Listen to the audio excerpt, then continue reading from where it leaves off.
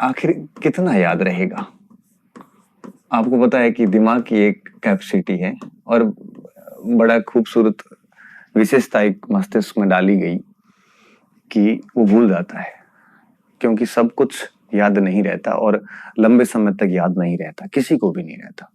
ये बात केवल आपकी नहीं है, ये हर व्यक्ति की बात है। हर व्यक्ति भूलता है और ठीक तरीके से भूलता है। किसी को बहुत याद नहीं रहता, इंस्टेंट पढ़ा हुआ होता है तो याद रहता है।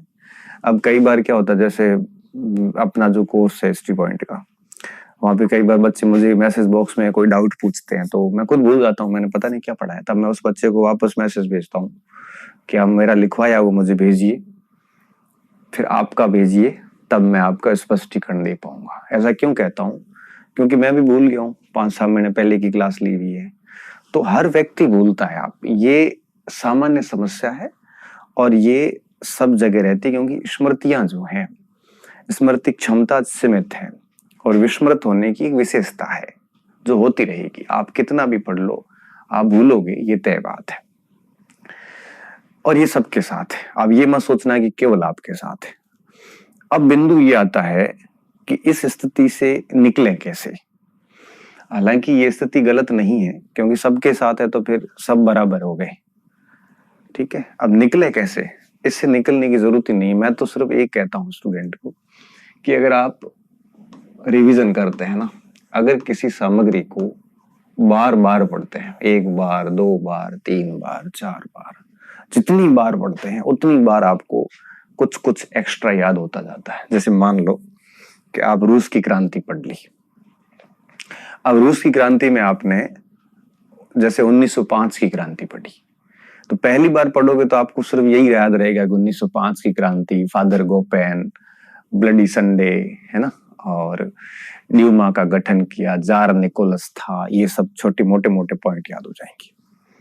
जब आप उसको दूसरी बार पढ़ोगे तब उसमें थोड़ा सा एडवांस याद होगा कि क्रांति के कारण क्या थे। फिर क्रांति के अंतर्गत विंटर पैलेस की तरफ यात्रा की गई, पेट्रोग्राड का क्या महत्व था, निकोलस ने कौन कौन से सुधार किए, क्रांति रुकी कैसे, अक्टूबर मैनिफेस्टो क्या है, ये सब पता चलेगा। फिर आप जब तीसरी बार रिवीजन करेंगे तब आपको थोड़ा सा और डेप्थ में पता चलेगा कि अक्टूबर मैनिफेस्टो में क्या क्या डिमांड्स थी, कॉन्स्टिट्यूशन कैसे लगा, ड्यूमा का गठन किया गया। ड्यूमा निम्न सदन था, उच्च सदन क्या था, स्टेट काउंसिल था, सेनेट होती थी, राजा को परामर्श देती थी।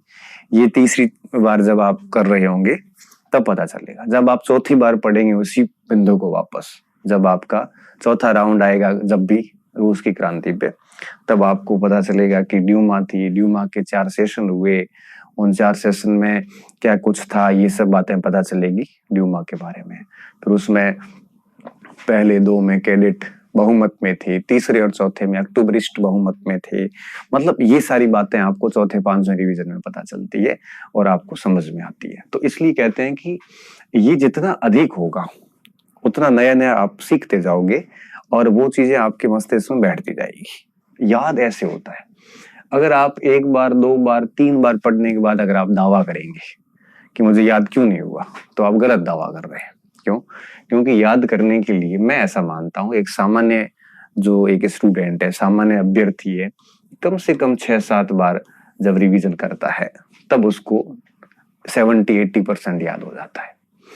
और इससे अधिक वैसे ही कुछ याद होता नहीं है, 70% याद हो जाता है। फिर वो, लेकिन उसका सब्जेक्ट के प्रति कंसेप्ट ऐसे अच्छे विकसित हो जाते हैं, उसकी टॉपिक के प्रति क्लैरिटी इतनी अच्छी हो जाती है कि वो ऑप्शन देके एलिमिनेट करने की ताकत बढ़ती जाती है। अब जो 6ठी-7वीं बार भी आपको 100% याद नहीं होगा, याद फिर भी आपको, मैं जनरली कहता हूँ, 1 बार में 10%, 2 बार में 20%, 3 बार में 30%, जनरली ऐसा मैं कहता हूँ कि इतना याद होता है। ऐसा मत कहना कि 11 बार में क्या सर 110% हो जाएगा, नहीं होता, लेकिन 6-7 बार पढ़ने पर 60-70% याद हो जाता है। आप अगर ये प्रयास करोगे कि 100% याद करना है तो कभी होगा ही नहीं, 100% कभी नहीं होगा, क्योंकि 100% की लिमिट ही नहीं है। हमने जितने रूस की क्रांति पढ़ी उससे कहीं अधिक है वो, इसलिए 100% का प्रयास करें ही नहीं। हाँ, बस बार बार पढ़ते जाएं।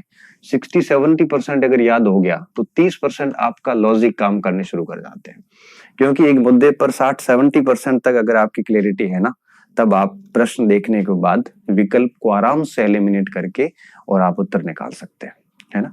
क्योंकि जैसे मैंने कहा ना, जिस विषय वस्तु के बारे में आपको 60-70% अगर जानकारी है तो 30-40% आप अपने विवेक का यूज कर सकते हैं। अगर इसके बारे में जानकारी आपको 10-15% है, तब विवेक यूज नहीं हो पाएगा, तब आप गैस नहीं कर पाओगे, तब आप 3 ऑप्शन गलत नहीं कर पाओगे, ये नहीं हो सकता, ये नहीं हो सकता। इसलिए कहते हैं कि अगर 6-7 बार मिनिमम कोई रिवीजन कर लेता है बच्चा, तो उसको 60-70% तक याद हो जाता है, और फिर 20-30% वो आराम से अपने लॉजिक का, अपने गैस का, अपने कंसेप्ट का, अपने विवेक दिमाग का यूज करके एलिमिनेट करके आराम से आंसर निकाल लेता है। हाँ ठीक है, कोई ऐसा प्रश्न हो जो बिल्कुल फैक्ट और गहरा फैक्ट हो और पढ़ा हुआ ही नहीं हो, तब गैस नहीं लगेगा, लेकिन कंसेप्ट वाले प्रश्न बड़े आराम से कर लेते हैं। आपको पता है कि एग्जाम में कंसेप्ट और फैक्ट दोनों का मिला जुला पेपर आता है। 100 में से 30-40 प्रश्न कंसेप्ट बेस्ड आते हैं, वो रिवीजन से ही सही होते हैं, और 50-60 प्रश्न फैक्ट बेस्ड होते हैं। तो 6-7 बार पढ़ने के बाद में आप आराम से 70% फैक्ट वाले प्रश्न सही कर देते हैं। ठीक है, इतनी कट ऑफ रहती है। तो याद नहीं रहता, ये प्रश्न आप ना करें,